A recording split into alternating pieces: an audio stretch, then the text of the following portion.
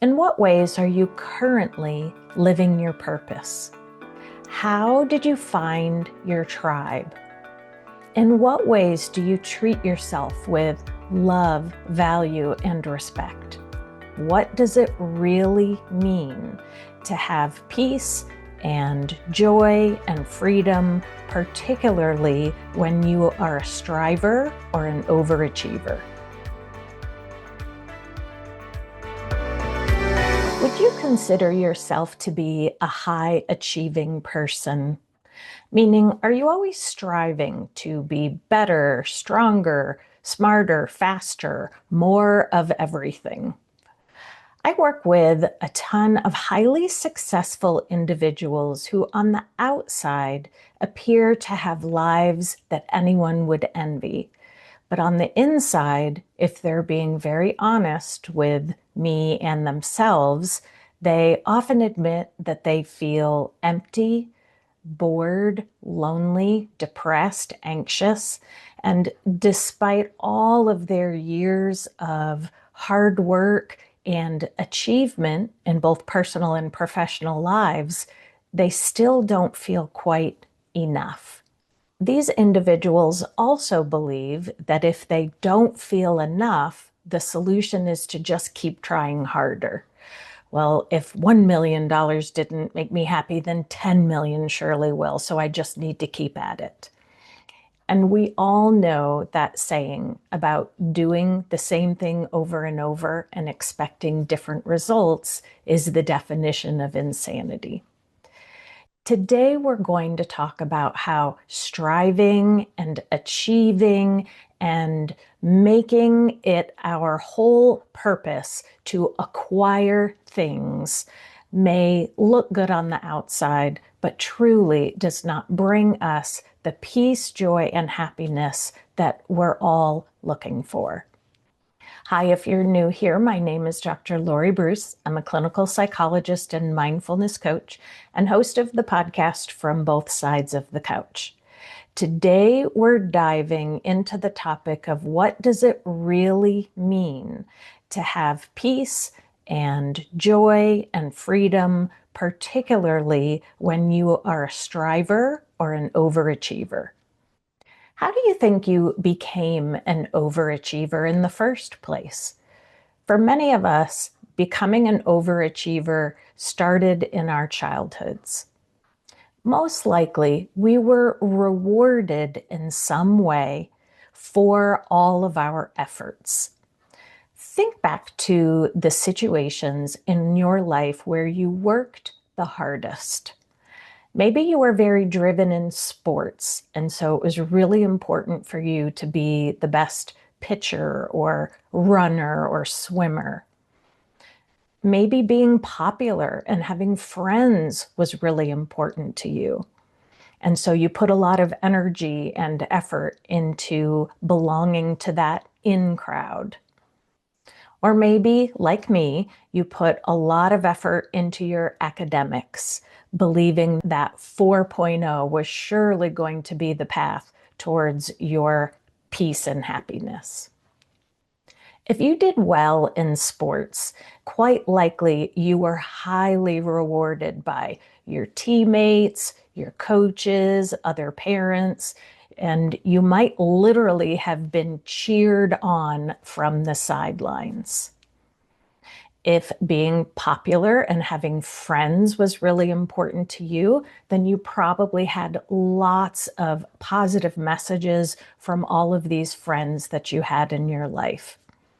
And with academics, every time you got an A or every time you boosted your GPA, it only probably reinforced the idea that you were on the right track. All of these different types of rewards cemented the idea that achievement and success were paths to happiness. How is it possible then that after years or even decades of all of that hard work, when we achieve the very things we've been working so hard to accomplish, we still feel empty or sad or anxious or disappointed?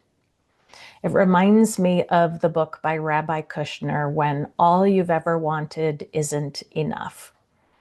He talks about this very issue, particularly from a historical and biblical perspective. So if that sounds interesting to you, then I would highly recommend it. If you have struggled with feelings of chronic emptiness or not enoughness, despite very high levels of outward success, then I would encourage you to ask yourself the following 3 questions. Answering these questions won't be easy, but it might help you pivot away so strongly from I just have to work harder towards something that ultimately might bring you more peace and joy. Question number 1, why am I here? Another way to put this is, what is my purpose? Or how can I serve others?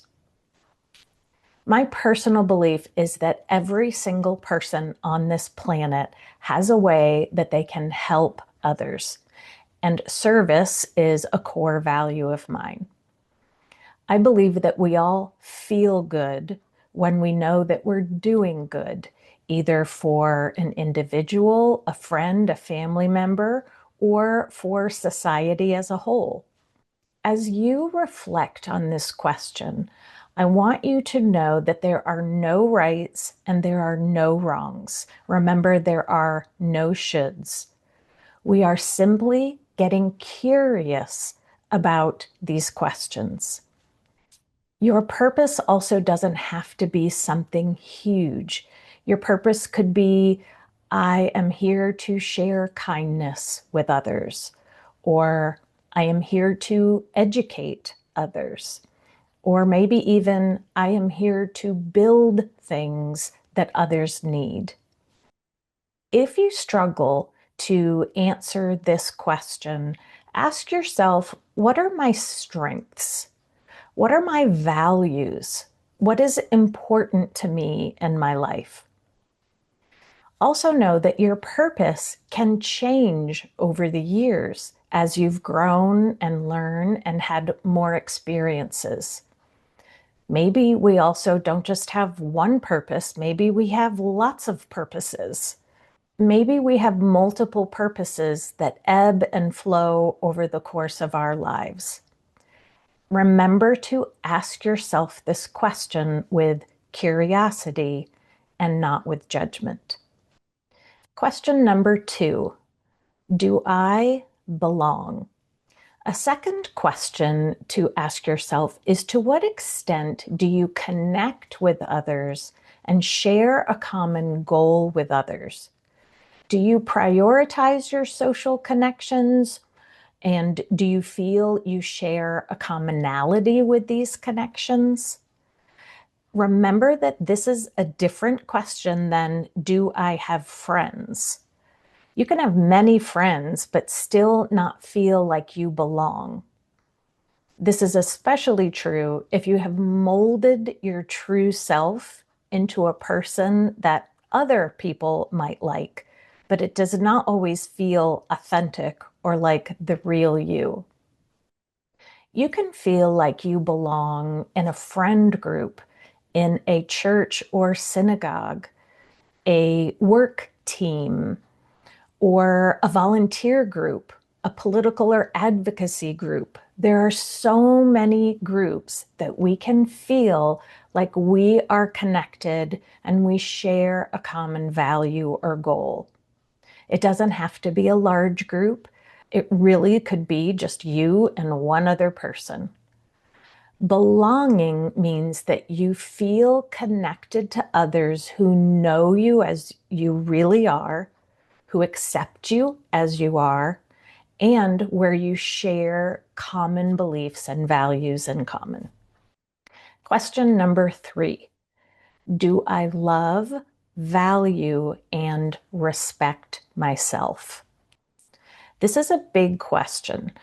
To love yourself is to treat yourself with kindness and self-compassion. To value yourself is to listen to and to prioritize your health and well-being. To respect yourself is to believe that you are living with integrity and honesty. As you ask yourself these questions, remember there are no right and wrongs here. We're simply asking these questions with genuine curiosity. In what ways do I offer myself kindness and warmth, or am I more likely to say mean things to myself? In what ways do I prioritize my health and well-being, and in what ways do I neglect myself? And lastly, in what ways am I honest, genuine, and authentic? And in what ways do I feel like I wear a mask or pretend to be someone that I'm not? These three questions are designed to bring you just a little bit closer to finding more peace and meaning in your life. No matter how successful you are on the outside, no matter how many awards or dollars or cars or houses or people who admire you, no matter how many of those things that you have, none of these things are going to lead you down the path of lasting peace and happiness. Let me be clear, however, there's nothing inherently wrong with striving for awards or striving for dollars or cars or houses or admirers. There's nothing wrong with that. But it is important to ask yourself, why are you doing those things? If you're doing those things because you believe that eventually enough of those things will bring you peace and happiness, you're going to be disappointed. Peace and joy comes from serving others through knowing your purpose, truly belonging to a tribe, and loving, valuing, and respecting yourself. Lastly, remember, try not to get perfectionistic about letting go of your striving. Meaning, if you notice that you are serving in some ways, but not as many ways as you would like, or maybe you belong to a small tribe, but not as many tribes as you would like, or maybe you recognize you're acting in some ways that show yourself love, value, and respect, but not as many as you know you could, it's important to first celebrate where you are now. All of those things are huge achievements, and it's something to feel really proud of. Yes, there may be more ways that you can serve others and belong to a tribe and love, value, and respect yourself. And maybe you're even doing things in those areas that you're not even aware of. Try not to turn these three questions into more ways that you can strive, because ultimately it's that striving that gets you caught up in the never enough feeling. It's a trap, maybe different than before, but it feels the same. Now I'd love to hear from you. In what ways are you currently living your purpose? How did you find your tribe? In what ways do you treat yourself with love, value, and respect? For others who are struggling to find these things, your comments and suggestions might be really helpful. If something that I've shared today has resonated with you, please consider sharing with a friend. As always, take good care of yourself. I hope you have a good week, and I will see you in the next episode.